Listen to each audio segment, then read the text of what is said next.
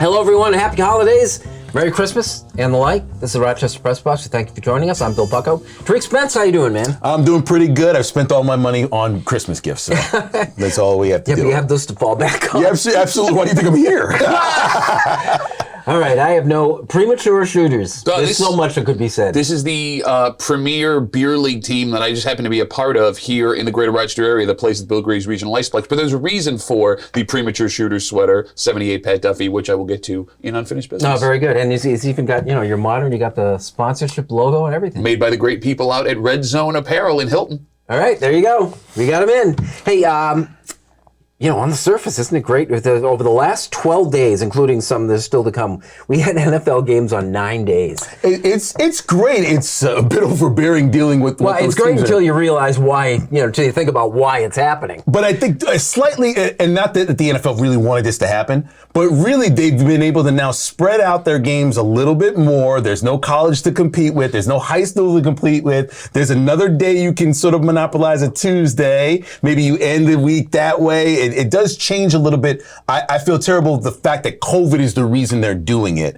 I do believe that we do need to get to a second bye. I think that's their main issue. I think I brought that up last week. I do think because of COVID specifically and because of the way injuries have rolled out this year with head injuries and all the different things that have gone on with players, I do think we do need a second bye just in case we run into something similar like this again so we can go to a shutdown, go back to a schedule, and everybody feels a little bit more comfortable. But at any rate, it's fun to watch. These teams are all in it. So there's really no dull game. The games they moved, everybody's trying to make the playoffs. And like Duffy said last week, anybody can get it, especially in the AFC. Chaos. I love chaos. I'm Mr. Chaos. Look, taking the reason for it happening out of it. How great is it that every night except for Wednesday and Friday, football last week, right? Every single night. And like you said, every single game matters. Oh, by the way, they matter. And you're going to be missing several key pieces of your team. It was, what's the word I'm looking for? It was like a carnival atmosphere last year in the beginning of the season when this was happening because, there was clear winners and losers and leaders and now everything's on fire. Everything is on complete fire and it doesn't matter how good your team is, right?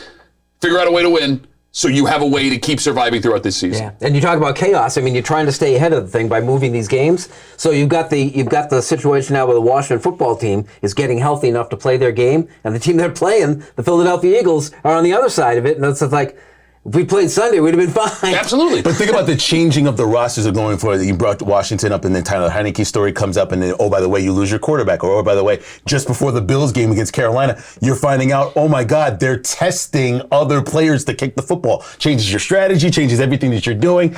So losing a key player, I guess my question would be now, I know how obsessive you are about the Bills, but is it, no. Well, he is. He's very obsessive about the Bills, even though following Josh Allen at a play will tell you nothing. And you're not. I'm obsessed about the denial of the Bills, but at any rate, I'll get off of that topic. I want people to know one thing. How much are you following your team on a daily basis, every single second? Not just for fantasy or for betting, but just to make sure everybody's healthy. I think the coverage of this is going to explode because day to day, you don't know who's available. To his point, it's 7 o'clock Sunday mornings. I wake up, I tweet out game day ! Hashtag Bills Mafia, and then I sit there nervously from 7 a.m. until noon to see who is now on the COVID list because they're testing game days. And on Sunday, John Feliciano, offensive lineman, which completely wrecked their entire game plan, test positive. I'm sitting there literally chewing my fingernails to the bone. Don't be Josh Allen. Don't be Josh Allen. Don't be Josh Allen. Yeah, and teams aren't practicing. These teams have their games moved. It's a good thing that they had a dry run. They got the dry run in last year, so they know that they have something that works. But to your point, it's just chaos. But even for the Browns, coming back for the Browns, you're practicing in video. You can't be around different people. You can't prepare for a game like that. I know a lot of people went at Baker Mayfield for making that comment about the NFL, but then the NFL did move that game, and understandably so. So all of this stuff is just playing into a team trying to make the playoffs. We only have 3 weeks left. So it's not like, we had to go to video this week, we recoup and come back. No. Matter of fact, for the Saints, they lost their head coach, went out there and played shutout football. And they didn't even have Kevin James on the sideline to fill in for him. Yeah, they won. This is the Rochester Press Box. We're talking another Bills-Patriots game next.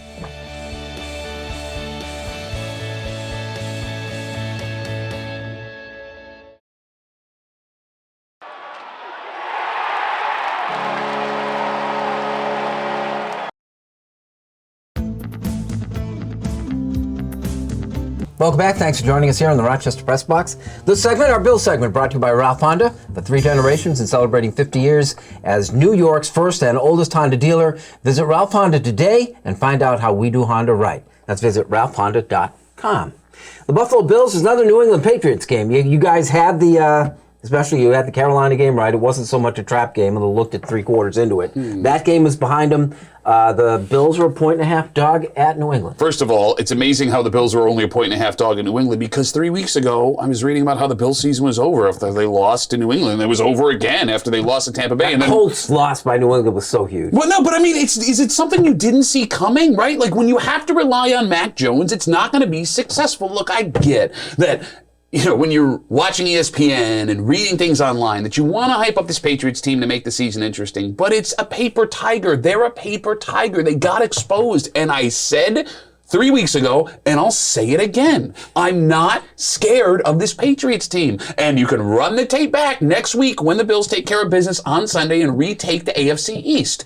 It's going to happen. I am so happy this is happening with the Patriots, because it's brought all of those Patriots fans back out again, and I cannot wait to see the disappointment on their face.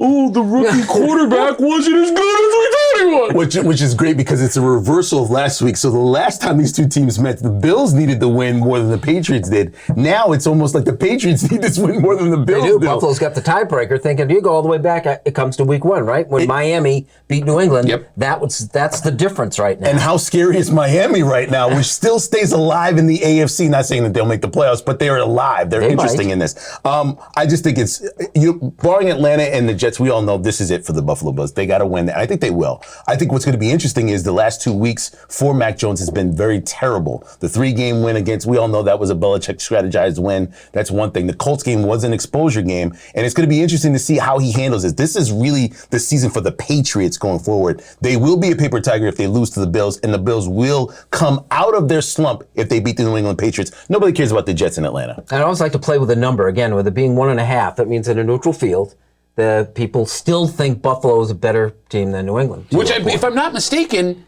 is more points on a neutral field than it was with the first matchup, right? It shows you what this team really is according to Vegas. Look, bottom line is this. After all the doom and gloom, after all the Bills are done, where this team's they're a bunch of fake. If they win out, they win the division. If they win out, they win the division against this unstoppable 7-straight-win New England Patriots team. What have I been saying all year? Take a breath. Everything's fine. When this team is healthy, they're good. And I cannot wait to be proven right come Sunday evening. Are you going to even admit the fact that they ran the football on Sunday, and that was the big difference in the game, other than Josh Allen not having to run, who couldn't run, the fact that you were able to run the football effectively without a couple of players? But see, here's the thing. Don't you think if it was effective from the day one of the season, they would have been doing it? I don't know how it happened. Maybe it was the defense of the Carolina Panthers not being able to stop it. Every team, every coach wants to run the ball. It's not about wanting. It's about being able to do it. They were able to do it, so they did it. But they were able to do it because they didn't want to rush Josh Allen with that foot injury, and it worked.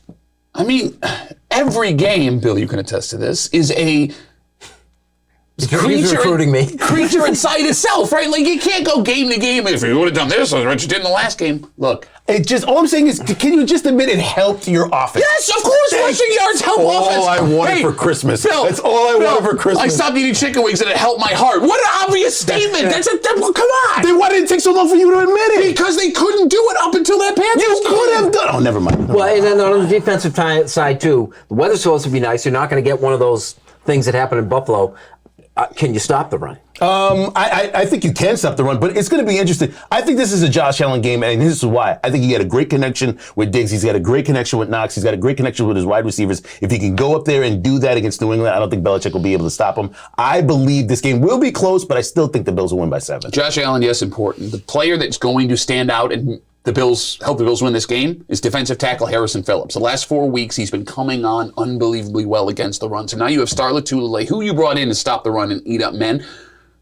Harrison Phillips is that guy. He blew his knee out 2 years ago. It looks like he's finally rounding back into the Stanford defensive tackle he was when they drafted him. That is the guy that makes the difference on Sunday against New England to stop their run. Can I put a disclaimer out, though? As we're recording this right now, we have no idea who will play and who will not play on Sunday, and we know for well down to the very minute that could all change. Why would you do that? Why would you do that? For the New England Patriots? Why don't I just say the New England Patriots? Why you say that? Because you know it's true.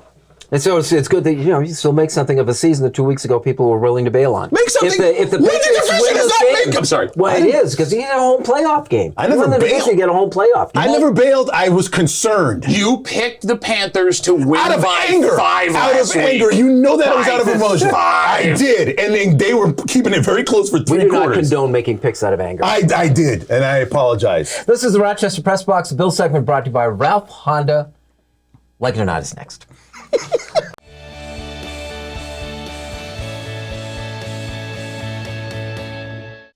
Here's the Press Box trivia question brought to you by Market View Liquor, where exceptional customer service meets an extensive selection. Jefferson Road at 390.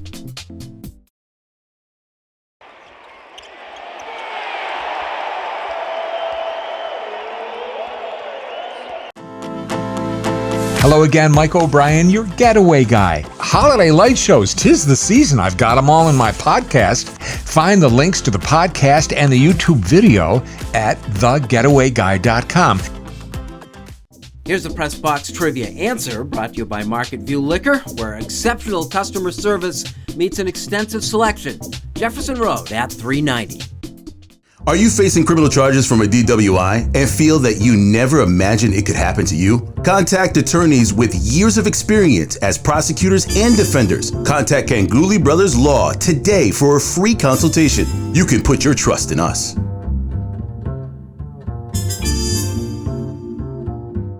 Hello and welcome back. Holiday edition of the Rochester Press Box. Like it or not, brought to you by Ganguly Brothers Law, attorneys with years of experience defending the accused. Don't go unprepared. Contact Ganguly Law today. Like it or not, Tariq, Urban Meyer's out of a job for the moment. I think we all saw this sort of coming on the field, off the field, all the different things that were going on. First, the team was terrible.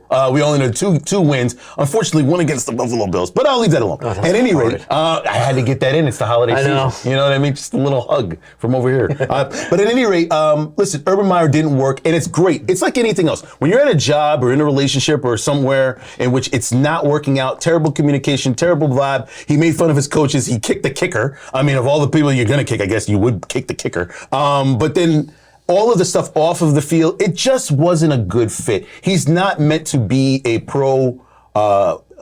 a head coach in the NFL. It was clear, and I was concerned the Jaguars were going to be like, let's give it a year. I think they did the best and get out. I think the curiosity thing is that a person with this personal profile is as successful as he's been over a long period of time. I'll tell you why, because he had ultimate control in college. He was able to do whatever the heck he wanted. You know how this stuff goes, man. You got boosters that are willing to spend money, keep mouths shut, kids that are afraid to raise their voice because they're going to lose their scholarship. So he has the ultimate say on everything. And the funniest part about this whole story, because look, the fact is, and I've made this point before, you can't be a successful college football coach and a good person at the same time. And all of these guys continue to get exposed over and over again. You guys laughed at me at the time as to why he was fired. It's not because he's a piece of crap. It's because the world is soft today. And I'm paraphrasing, but that's what he said. Like, for example, be more like his family, right? Like his family didn't say a word when he internationally embarrassed them, when he was caught on film in his own bar getting grinded on by a woman. You know why? Because they're tough. That's why. Be tough like my family. Let a woman rub her butt on my crotch area and then go back to work. You know how much he made a year? I wouldn't say a word either.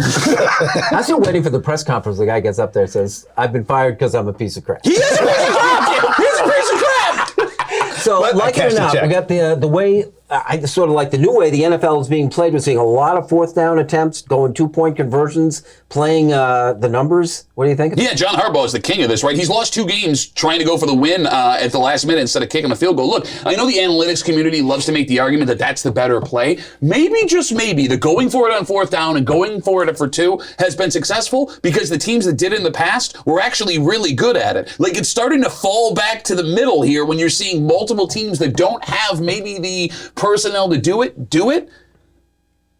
I understand that the numbers and the analytics play into making a determination, but you see with Sean McDermott especially, man, that's not always the right play. Sometimes in game, you just got to go with what you think is working at the time. I saw the Chargers do this against Kansas City, and I believe they lost that game in overtime by going for these extra points. 4 times unsuccessful.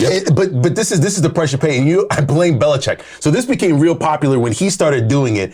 Other teams are kind of like, yeah, I'm just going to go for it. Yeah, I'm just going to go for it. Then you get to a game where it's tied or you're down, and you know know you could have kicked the field goal or maybe just gone for the 1-point conversion, and you would have won the game. It cost the Bills a game against Tennessee. Look, in the Harbaugh situation over the last weekend, I get it. You have no defensive backs, so you got to try and stop Aaron Rodgers in overtime. Fine, roll the dice there. But the majority of them, I've always been told as a kid and believed, you extend the game. You extend the game to give yourself a chance to win because you never know what the heck's going to happen. Yeah. Also, you're getting to the end of the year. You want to put some juice. You want to put some gamble into winning a close game, maybe on the road, tried more times, basically by that road team to try to steal a win from that home team and galvanize your team. It's worked before, but it's also failed a lot of times. Legend Out brought to you by Ganguli Brothers Law. Unfinished Business is next.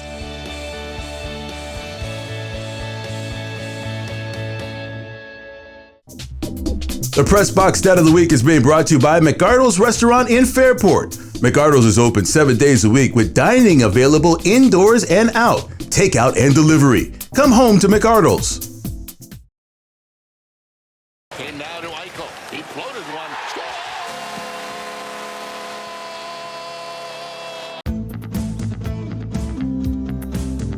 Welcome back. Thanks for joining us here on the Rochester Press Box. Time for Unfinished Business. Pat, start us off. One of my favorite things in the world is Olympic hockey, and we get the news this week, because of the whole COVID thing, obviously, that it looks like NHLers will not be playing in the Olympics just like 40-something days away. So you have a hockey tournament with no pros that can play. Oh, and USA Hockey and Hockey Canada have no teams ready to go full of amateurs. I have a solution. The United States has tens of thousands of beer league hockey players. Canada even more. In fact, every country in the world that has hockey has more beer league hockey players than they do professional hockey players. Why are you not sending beer league hockey players to the Olympics? You got 40-something days. Just run it. You guys are laughing. I'm being completely serious, and I'll tell you why. I'm a 35-year-old man who loves playing beer league hockey with my premature shooters. This body that I have no use for it anymore. I will block all of the shots. I will take all of the risks. You put me on that kind of stage internationally, I'll do whatever you want. And going even further, the best hockey win in U.S. Olympic history was the 1980 Miracle on Ice at Lake Placid, because it was a bunch of no-name people that went in and beat Russians that were professionals. Mike Eruzione never played a game of professional hockey, yet his name lives on forever. Why can't I be Mike Eruzione? Why can't only you folks watching go out there, throw a 12, 24 case of beer in the locker room before the game and let us go out and play? Tell me you wouldn't watch that hockey game. I'm not kidding. Tell me where to go. I've already got the equipment. Give me a jersey and let's play some Olympic hockey. It's a tough act to follow.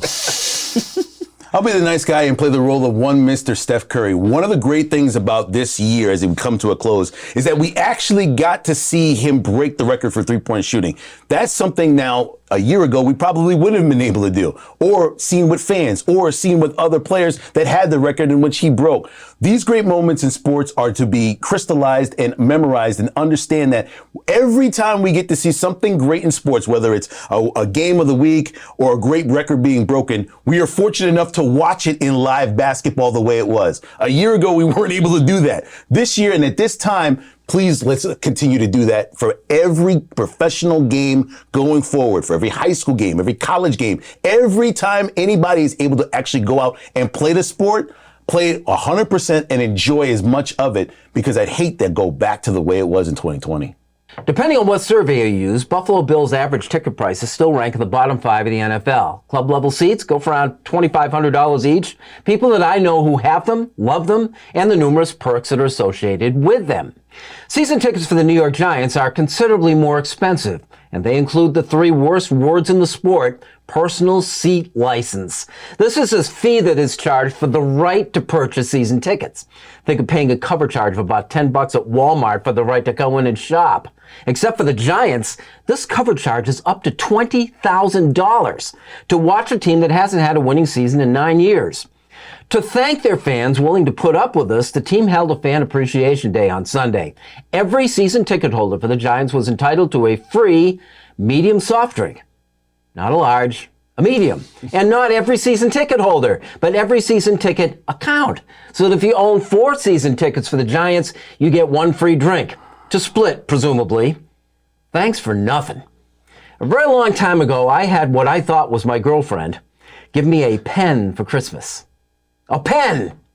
So I know how Giants fans must feel. That is Unfinished Business, and that is our program. And yes, I would watch you play hockey. Thank you. I would watch you play hockey too. Because I can't skate. I would put on skates because I'm so angry about what you just said about the Giants that I would play hockey with him. You've been angry and agreeing. Who would I would just have to hit? Do I just swing my stick around? Okay, that's a penalty, and you'd have to stand up on skates. Can you skate? No, but I will learn just to get my frustrations out. Happy holidays, guys. Thank you very much. Thank you for joining us. We'll see you next week on the Rochester Press Box.